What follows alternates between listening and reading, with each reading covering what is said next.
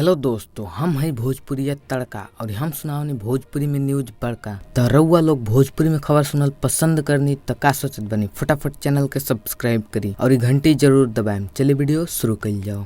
Bhojpuri power star Pawan Singh अभिनेता से नेता बने जात बाना। बिहार के काराकाट लोकसभा सीट से निर्दलीय प्रत्याशी बन के मैदान में उतरल बाना। पवन सिंह जोर शोर से अपन प्रचार करत बाना। इलेक्शन में पवन सिंह के उनकर पत्नी ज्योति सिंह और उनकर मां भरपूर सपोर्ट करत बाड़ लोग। एगो इंटरव्यू में पवन सिंह लोकसभा चुनाव और अपनी परिवार के लेके बात कईना।